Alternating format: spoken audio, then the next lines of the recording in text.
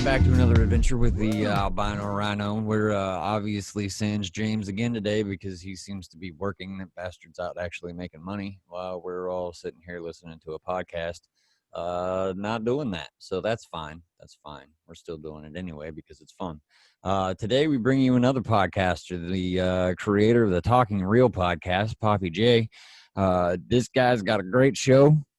And, after combing through a couple of his latest episodes, figured we had to get him on here because he likes to talk. And, well, that's what we do is we talk. So it seemed like a good fit, man. Why don't you kind of let the listeners know a little bit about your show, what you guys are doing, all that stuff, I'm Papi Jae from the Talking Real 1000 podcast. You can find it on YouTube, Amazon Music, iTunes, Spotify, most of the popular ones. Still waiting for Pandora, but I'm not crying over it. It's a podcast for the people, by the people. That's like my motto. So I try to just give a perspective. Like, I'm trying to kill the narrative that most of the powers that be like to say when they say they speaking for us. I want to allow us to speak for us. So I welcome anyone on my show. I will join anybody's show. I'm going to speak the harsh truth, if I have to, about whatever's transpiring in my life, what's going on every day, society, across the world, whatever gets stuck. Like, we do a Thursday night freestyle type thing. And whatever happens during the week that sticks in my mind, then most likely that'll be what I'll talk about. Week. Yeah, it's not we don't sit down and really go over what we're going to talk about during the week. We just let each other know we have something that we want to get off our chest. So it's like a little venting podcast. Like, anybody can welcome to vent, but we just welcome people. We're trying to just build a community, and the podcasters that I've been encountered just seem like we are all on the same page as far as just, there's no need to be greedy. There's no need to be selfish. Like, let's all help one another. Let's all support one another. And that's just where I'm at in this space, especially what's going on through the world. It's just, I don't got time to be angry, bitter. I just want to surround myself with people that I like working with, people that I like interacting with, and just live our life. Like, we ain't supposed to be overwhelmed with a lot of the bullshit that is out of our control. Yeah, man. I like that. And I kind of got the feeling from the couple episodes that I've listened to so far, that your show's actually really similar to ours. What it started out as anyway, and it's morphed into some weird thing. I don't even know what it is anymore, but that's cool. That's kind of what I hoped would happen, that way it would be a natural progression. But I mean, we talk to anybody. It just seems like the only people who want to talk to me lately have been podcasters, entertainers, and comedians, but that's cool too. We're all people going through some shit. Yeah.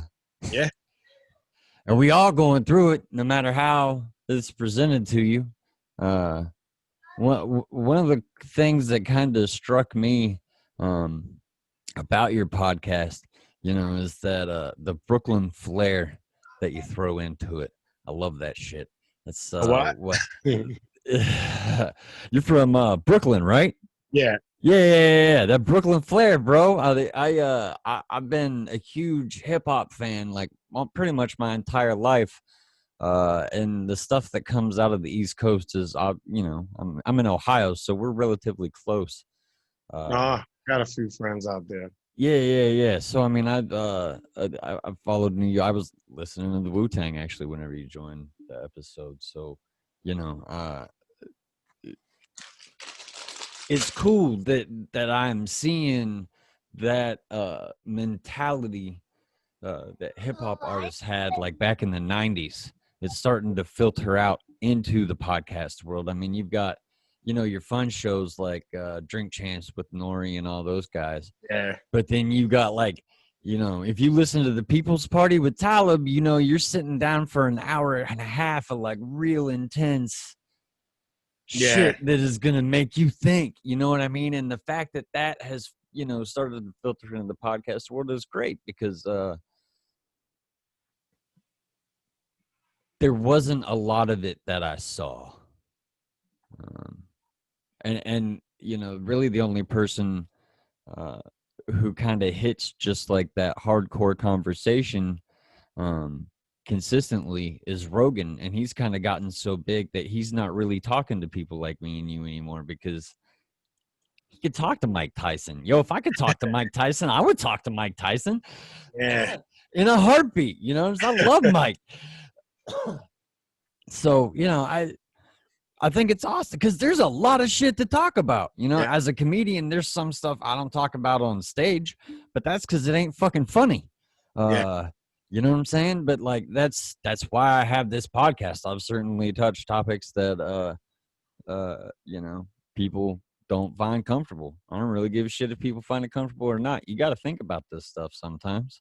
But at Yeah. the same time, I've reminded people, or at least I'm trying to, that you know, there is shit out there that's way worse than what you're going through. It may suck, but you know, I think I was talking to a guy yesterday and it was like, you know, the US may be going through some shit, you know, the whole world is going through some shit, but at the end of the day, there's this dude in Bangladesh right now who's terrified of going to sleep because he's worried a tiger's going to drag him out of his fucking house. Like, we ain't got to deal with that shit. Yeah. So like, it could be worse. It could be worse. Sure as hell be worse. Yeah, that's something you got to keep. I think that's something that you should always keep in mind. Like, I think it's just too much of the, like with everything that's going on with not knowing how close we are, or if we may even end up in depression or stuff like that. Like, you should think about things like that. It should be podcasters that's making that, at least getting that out there, getting it off their chest. And there's people that just like to hear you think about it, but you're supposed to think about the worst that could be happening. We ain't going through nothing that half the other countries ain't been going through their whole life. Like, it's so much worse places. Things aren't good here, but you got to figure out a way to fix it. Like, that's why I say, like, my thing is, what now? Like, what do we do now? Like, stop depending on everybody else that may not really give two shits about what we're going through. Like, what are we going to do as the people that can actually do something for the people that we see every day? Like, how do we come together? How do we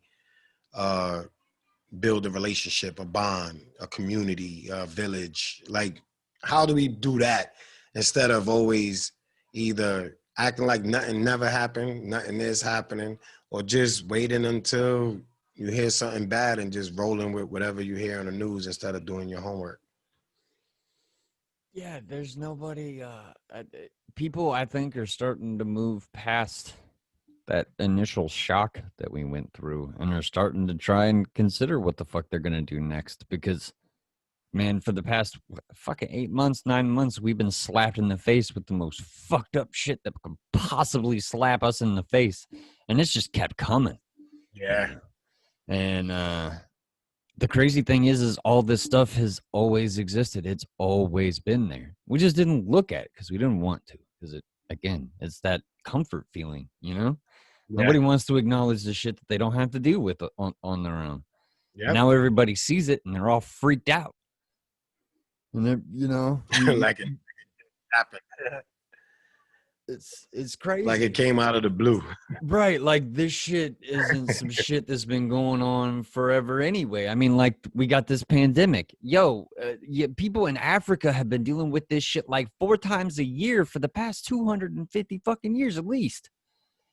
Yeah. Fucking Ebola and all that shit. Like, yeah. Yo, people hated George Bush so much.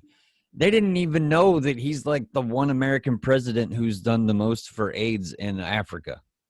Like, you know, Kanye says he hates black people, but like he spent more American tax dollars on like AIDS research in Africa and than anybody. So it's like you never hear about the shit that would make shit make more sense. You know what I'm saying? George Bush was an idiot, but he at least knew AIDS was bad. So, you know, it is what it is. You know, he's like, well, I can help these people. I don't know what the fuck to do here because I'm dumb. You know, and he turns it over to Cheney, and we saw what happened. Like, I don't know. Yeah, fucking. That's what I'm saying. The world is weird. It's a weird fucking place. And when we try and make shit go a certain way, I don't think it works out very well. Yeah, you gotta. The world is. They choose to keep their eyes closed. Like certain people choose to keep their eyes closed because they don't want the burden of having to deal with reality. Like everybody say they're a realist. Everybody say all these I'm real. It's like, are you really understanding what that means? Like a real reality. Let's deal with reality. None of this is not. There's nothing new under the sun. So, what's going on? At one time, it was Ebola. At one time, it was the Spanish flu. At one time, there's always been viruses and diseases that plagued. And depending on where they at, the powers that be, they label it pandemic, epidemic. they label it. Right. However, they label it like they label the hurricanes. They just label it like, oh, you know what? Let's call this one a pandemic. And for a pandemic, this is what we're going to do. And that's it. And then while all this is going on, who's paying this money back? They just print it. Yo, who's paying all that money? Somebody's paying that money back. I'm pretty sure they don't just give away money. Hell no. That wasn't never the point of the Federal Reserve. The Federal Reserve was to fucking make money and then make that money back. I'm pretty sure the lower class will be seeing a spike in taxes so they can get their money back. And they ain't even got to spike it in taxes. You know, I mean, look at the political options we got, right? We got like a dude that we know is a fucking crazy piece of shit. And then we got these other two people who like seem better, but when you really look at him, you're like, this dude doesn't even know what fucking day it is. And this person probably isn't the best person for the current times. I mean, I've talked to people who live in California who are like, Kamala Harris is not somebody you want in charge of the damn country if Joe Biden croaks. Like, that's not going to end well for anybody. She doesn't like poor people, period. So, I mean, there's a lot of us. There's a lot of us. Yeah, this is the dilemma, yo. I'm telling you, this is the one time that I don't know who to vote for. Yeah, it's fucking crazy. Like, no matter the race or anything, this is like, all right, I'm a black man. So, but I'm supposed to just go Democrat? Like, nah, I actually got a brain. And I do my homework. So I just don't feel like either party is I mean, yeah, it's like I never felt this, like never been this torn between two parties as I am for this election. Like this one got me torn. Like I probably won't know who I'm voting for until I actually go in the voting booth. Yeah. Which is scary. Just saying that is scary. Like I'm going into a booth to vote for somebody and I don't know until I get in the booth. Yo, that's crazy. It's so nuts. Like we don't, and the hard part about all of this is whoever the fuck we pick at the end of the day really doesn't fucking matter because the motherfuckers who make all the changes and controls and all the bullshit that we all have to live by is the same motherfuckers who have been doing this shit for the past 50 fucking years. And nobody pays attention to those motherfuckers. Nobody pays attention to who the fuck their mayor is, who their fucking House representatives in their state are. You know what I'm saying? You got to pay attention to the lower levels of government way more than the upper levels of government because you already know the upper level can fuck you over so bad and you can't do shit about it because we've let them. Yeah. And plus, they know what they got a plausible deniability. There's always somebody else. They always could point the finger at Congress. They could always point the finger at everybody else. So you wind up looking at 10 different people pointing at 10 different people, and now you really don't know who to believe. Now you stuck like, all right, it's just we gotta focus on us. We gotta be better to us, like be better people to each other. Everything else we could figure out if we could just get that one. If we could Yeah. figure that out, then we could at least we have a leg to stand on. When we address somebody on the upper level.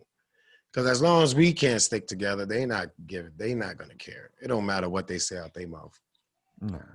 Because at the end of the day, the people really do have the control. We just forgot. And I think there's a lot of people who are starting to see how absolutely absurd it is. Like, I mean, this is the second election in a row where really you watch just fuck shit happen the entire election and you're like, fuck, what do I do? Yeah. And they getting away with it, like happily just doing the fuck shit. And then they ain't even trying to hide No, any of it. they like, man, y'all so far behind, man. I don't have to be hiding this shit. I'm a And piece of shit, and you're gonna vote for me. That's it. And the only thing that woke motherfuckers up was a dude getting fucking murdered on camera, everybody watching it, and then going, oh, what the fuck? And that can of beans that opened. And to tell you the truth, I don't think it was more so the act as it was somebody of a NBA stature that hit the front lines. Like it hit home to somebody in a group that was higher than the poor people, but still had he still felt it enough to step out of where he was doing and go stand front and center with that situation. Because if it wasn't for Steven Jackson, that should have just been another video. Yeah. Like, I honestly believe it wasn't for Steven Jackson, who sparked it. So now he forced the NBA to get behind him. And then that just opened the can of worms. Like, until it hit home, nobody cares. This shit been, like you said, this shit been going on. So people been getting shot on video. People been getting all that shit on video. But when it hit home for a celebrity, now this uproar came about. And regardless of how it came about, it was overdue. That well was about to overflow anyway. So, but I really believe that Steven Jackson catapult this further than anybody could have imagined. Yeah, well, I don't disagree because until the people people got mad at me. Quite a few people have gotten mad at me for not being angry about the looting and rioting and shit. And I was like, yo, until you hit the money, nobody pays attention. Nobody pays attention. My example, and people would get angry about that statement because they're like, well, these businesses have nothing to do with any of this shit. I'm like, no, but the insurance companies that support those businesses do. First off, because those insurance companies are the same insurance companies that got fucking bailed out in 2008 when everybody lost their fucking house. Yep. The same fucking people. And they're like, yeah, well, that's still not a reason. And I'm like, okay, well, how about this? 1912 to 1922 in the state of West Virginia, my people that I came from were like literally at war for 10 years with the coal companies. Like they were like shooting each other and shit. It's like there were battles. Consider like actual considered battles. You know what I'm saying? The U.S. still the United States government still considers it the largest insurrection on U.S. soil since the fucking Civil War. Like there were thousands of people dying and shit, all because coal miners wanted to be treated like normal fucking people. You know, say that their violence wasn't fucking warranted. Yo, they only got paid in money that they could use to give back to the company for goods and services. If they tried to convert that to the American dollar, they got like 1 penny per $100 fucking dollars. That's not cool, right? They own your house. You know what I mean? If you get your leg cut in half and you ain't got no fucking leg no more, You can't go to work. You ain't got no fucking house. Now you ain't got no leg and no fucking house or a way to feed your kids. You know what I'm saying? Like, and the houses you lived in weren't that great either. They had dirt fucking floors. It was like a roof and some walls, and like, here you go. So That's crazy. that was during World War One, right? And you gonna get mad at some people who may be taking advantage of some shit that matters and are going out and lining their pockets? This is the first chance they probably had to line their pockets in their whole fucking life. Fuck you, let them do it. How you going how you going to bounce to Sublime and then get pissed off at the same shit? April Yeah. 1996, where were you? Riots in the streets, motherfuckers. Yo, dude, Bradley Noel talks about robbing a fucking music store. Yeah, I mean, listen, there's people are always gonna be upset because they don't want to hear reality. Like they don't want to hear the obvious. They don't want you to look back in time and try to like they just think that they just with the whatever is the you could say they like silent supporters for all the bullshit that goes on. Like you just like those people that just want to live, put on their horse blinders, and just don't never look outside of that. Like how just keep the blinders on. All I want to see is straight. And if you don't get, as long as you don't cross their path, they won't blink or bat an eye or probably know anything of what's going on. Yeah, and it's not even the shit's not even that complicated. Like, it, was it the 5%ers? I think. Is it 3 or 5? I think it's 3 or 5. I don't fucking remember. I'm pretty sure it was 5. Yeah, because there's one of them that's fucking racist and one of them that's not. And I had a friend who used to be one of them, and we had this really long conversation one day about gods and shit. And ever since then, my life has been much easier for me to deal with because it made this shit we was talking about make sense. Like, you know, to some extent, we all create things. We're all gods of our own world. But the second you try and step out of that is when you start harming yourself because you can't control anything outside of your own environment.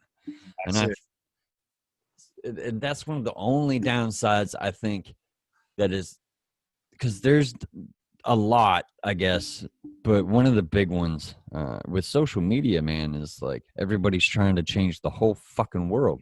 And you really shouldn't be, because you're just stressing yourself the fuck out. Change your world around you and hope that filters past it, because you can't. I mean, you can post the Karen video online, and that's cool. But to like sit there and talk about it for 4 days and be angry about Karen, like, why? Why are you doing that to yourself? You're poisoning your own brain. And at the end of the day, that's the shit that the people who control the fucking shit want. Yeah, that's why it's all over the news. That's why it's all over social media. It's to keep you, like you said, it's just to keep people distracted from what's going on the left while they doing their bullshit on the right. And I just don't, like, I ain't gonna lie, me and Wise was talking, my partner, my uncle, my right-hand man, and we was just, I was explaining to him that despite everything that's going on this year and all the rough times and tough times, we seem to gravitate to each other at the right time because we wasn't always in communication. We had the same type of idea, agenda, whatever. And it's been tough, but we still, we accomplished something more when the times was the toughest. So we accomplished unity. We accomplished starting the podcast. He got one, I got one. We accomplished, things got accomplished because of the turmoil and coming together and just saying, yo, listen, I can't do this. Like, I thought I could control everything. I thought I had the smartest plan. Listen, what we gonna do as a team? Everybody everybody voices heard. And that's where I got we are the village. Like, This was what this was for the people that were conscious and people who was paying attention. This is what was supposed to transpire from this. And that was just to bring us together, not find ways, which the media does, to divide everybody. But in all reality, the people that's in the trenches, the real poor people, the poorer people, we supposed to come together. Like, stop trying to live in those other worlds. Stop chasing or trying to keep up with the Joneses. Just be happy with wherever you at, and then gradually, elevate yourself. Yeah, it's a process, man. It's a process. Like the American dream, everybody wants to say is dead, but it's not. You just missold a bill of goods. Ain't the real American dream.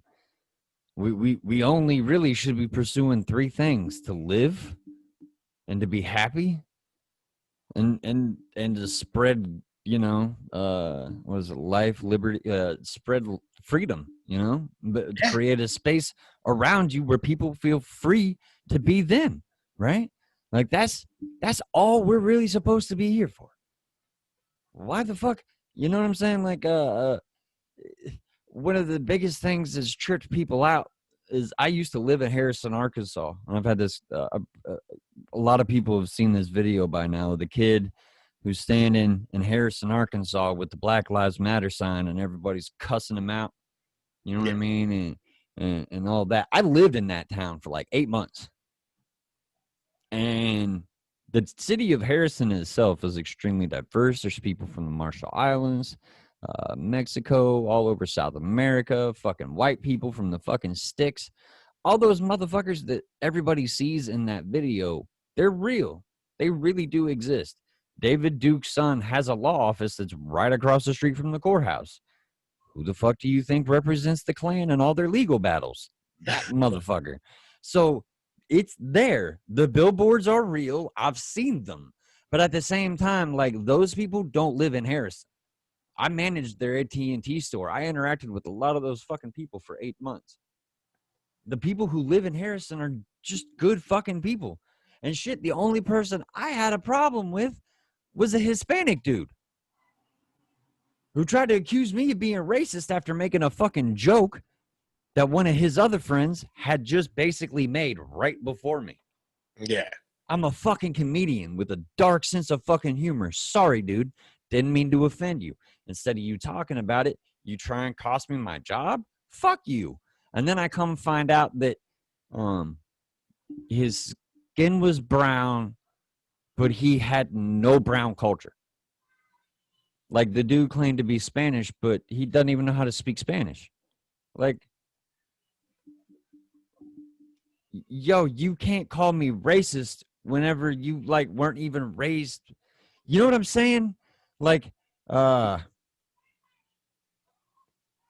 trying to think of a way to say it without it sounding really fucked. All right, so something like, you can't, like, you don't even know yourself. Right. You can't say that I wronged you whenever you don't even know where you come from. Yeah, like, and say that's how I wronged you. You know what I mean? Like, yo, if I fuck up and say some fuck shit, that's cool. Let me know. We can talk about that. I'm not. Yeah. That's part of being a human fucking being. Especially whenever you manage people and you have to help them make money and you're directly tied. You know what I mean? Like, when you're in a hustle position, which is how I saw sales, I've been hustling since I was a fucking kid. You work together as a team. So if we have beef, we need to worry about that. You know what I'm saying? I don't want to offend you because you could fuck with my money. That's not cool. I had that. I had a similar situation managing where I'm at managing now. I had to learn that it's the sad thing is when especially when you're managing in positions like that, it's how many people see you in a position like that, know you good-hearted, and then will try, like, to take advantage of that so that way they can lift themselves up. Yeah, it was a whole mess. Like, I never lost my job. They just transferred me stores because by the time everything came out of the woodwork, they were like, yeah, we can't really fire him for this. but we Yeah, don't believe any of it. You good? Just I go got, over here. I'm like, all right. I got accused of harassment. I guess one dude said I harassed him. Yo, quiet. Excuse me, quiet. Here. I got accused of harassment. I got accused of being vindictive. And I was just like, how? Like, because I exert so much energy trying to create this team so that everybody could win instead of just being a selfish person and just being a manager that don't care about nobody. So I'm the bad guy because you wouldn't say this to another manager that will fire you on the spot. But because I won't, I'm trying to help you keep your job and not get you fired. Now you think you could just keep playing along. And yeah, that sucks. That brings out a different type of animal. Yeah, it totally does. So like, you know, but all people know of Harrison is it's full of Klan people. And it's like, man, that's just the perception that people want. Like when that video was originally posted, I kind of posted that. I was like, yo, this is real, but that's not all of what it is, you know? I'm still friends with people who live in that area. They ain't fucking racist. Shit, my grandpa's more racist than most of the people that I interacted with out there, and he's just racist because he's like 90 years old, don't know no better. Most of the ones that most of the ones that are those are the ones and if you go far back enough, then you'll never change. Like you'll never see it different. Yeah. Even no matter what race you are. If you go back far enough and you made it to 80 and shit like that, trust me, nobody is you that should be like the teacher from Charlie Brown. Yeah. Womp, womp, womp. That's what they're gonna hear. They don't hear shit. Yeah, they don't hear that shit. They're like, man, get your young ass out of here, man. I'm stuck where I'm at. Just relax. I'll stay out of your way. And I mean, listen, I listened to an interview with David Duke on Sotomayor show. And honestly, I was intrigued by it because it was David Duke. I was intrigued by it because Sotomayor, I believe, is Black or Dominican or something like that. I don't want to get the wrong thing, and they was going to have a conversation. I think he did 2 episodes. It was like 3 hours long. And honestly, David Duke says some shit. Like he said some shit that I got a conspiracy bag that I keep, that I always got like mad conspiracies when I watch a lot of shit. And the picture David Duke painted on that Sotomayor thing was pretty, helped me out with some of my theories. Like, but they because they went so hard with it and it was so long, YouTube took it down. But I kid you not, I'll look for it. They told me it was getting taken down, everything. This was before I really got into the podcast thing, but I was just testing the waters. Yeah. And he seemed like, I didn't like him, Sotomayor, too much because he always was, his podcast was mostly about bashing women and belittling Black women. But that conversation with David Duke was another one. That was the one. That's probably the only one of his podcasts that I sat through every minute of it. Like paused it, didn't want to miss nothing. Like he's a smart, educated man, and he was in the times he was in, and he committed the acts he committed, and that's history. But he clarified some shit. He clarified some shit for me. Like it was like a nice. Shouldn't just always assume somebody's evil and then don't even listen to them to hear them speak. Because when you hear them speak, you could learn something. And that was what I did. That's what happened with me in that episode. And since then, it's just even been worse. Like my conspiracy bag. My bag just got bigger. I just got so many conspiracies that I be trying to like, word. I'm going to have a segment on my podcast called Conspiracy. Like, conspiracy thought of the week. And I'm just gonna throw one out there. Like, it's just crazy, but he did speak some shit. Like I said on a previous podcast, I don't live in the past. I know what happened in the past. I wasn't there to experience it. I don't think the people who were there to experience it would think that they probably would think we some soft ass crybaby whining ass people. Cause we don't deal with half the shit they deal with, but we always whining. Like, I just see things different. Like, I really do look at things different. So that's another reason why podcasting I thought was for me, because I don't see things black and white. I just Because don't. they're not. At the end of the Yeah, day, it's a fucking spectrum. Like, it's a whole fucking spectrum. I like the in between the lines. I like to delve in between the lines. I don't care what it say in line 1, and I don't care what it say in line 2. What does it mean in line 1.5? Like, what is the middle underlining for this situation that's going on? And that's just, I think a lot of people need to like just step back and just understand. Like, I did a lot of self-reflecting, so I'm able to step back and actually see things from both sides. Even though my first initial instinct is to go to that bias side because of what I've been through. But then you got to be able to take yourself out of that and look at the picture. I don't want to see half a picture and that dictates my whole life. I want to see the whole picture and I want to understand this picture so that way I can move accordingly. So it's just, I mean, like I said, come election, we'll see where we at then. And hopefully the flu season and all the cases that'll be blamed on COVID because of just a regular flu and people that get laid off or got to take 2 weeks off because of the regular flu and everybody's scared of COVID. So it's going to be interesting. Like, the end of this year is going to end. We'll know how next year be by the end of November. Oh, yeah. We'll know exactly where we going by the end of November. Like, if you awake and you pay. All right, you're not gonna get your balloon, man. Go watch TV. How I'm gonna get your balloon if you're at my house?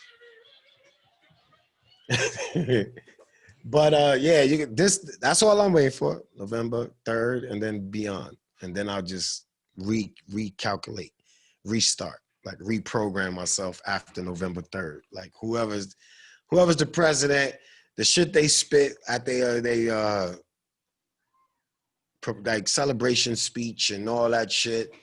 And then give it a week after that and let it settle. And then by Thanksgiving, you'll have a lot to talk about while you eating dinner. Yep. It's gonna get interesting. I definitely think it's gonna get interesting. Yeah. Because there's a lot of people who are just waiting to see what the fuck happens. And yeah, that's it. People are worried about the people talking. You better be worried about the people that's not talking and just waiting. Right? Like, those people that's just waiting, you don't know what their intentions are on both sides. You don't know how upset they're gonna be. You don't know what. Oh man, like I said, all the people who have been shoved into the corner of the internet because they were racist or misogynist or whatever have been like stewing over this shit. And we're already starting to see that like segment of the population start to erupt. And we ain't even got nobody elected yet. Yeah. You know what I'm saying? Like, you saw it over the mask thing, with the militias up in like Michigan, and they were certainly out in force over that shit, and it's gonna get interesting. It's definitely gonna get interesting. That's why I'm getting used to just limiting my circle, bringing in the people in the circle, interacting with outside minds and getting a better perspective. Like, you have to talk. So this podcast thing it helps me. To me, it's therapeutic. This is therapeutic for me and what I was dealing with, like, personally in my life from growing up to now. This has been therapeutic. I've been able to voice my opinion. I've been able to share my thoughts. I've been able to hear other people's thoughts. We talk. I never left a podcast where we it was, I'm never gonna do his shit again. Like that's, I never had that. I have yet to be on the podcast except my very first interview. It's the only one that I said, yeah, I'm never doing this guy again. But after that, it's been smooth sailing. So there's a bump in the road every now and then. It wasn't even like I'll never do it because I don't like him. We just wasn't compatible. And for both our shows, like for both us Yeah, it to happens.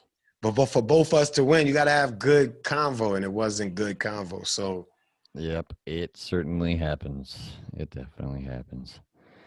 Well, brother, I do appreciate your time and would love to come on that your little spit session with you sometime, whenever it would work out. But we'll make sure we include links to your show in the description and everything of the episode so people can find it, because I definitely feel like it's worth taking a listen to. The more conversations you hear between people who are willing to talk, I think the better informed decisions you can make. yes, You ain't even got to agree with them. You just got to I listen to people talk. actually listen. So I agree with you 100%. That's why we're here. So I appreciate your time, brother, and I hope everybody who's listening to the show, whether it be day, afternoon, or night, or whenever the fuck, hope you enjoyed it. You guys have a good time. See ya. Have a good one.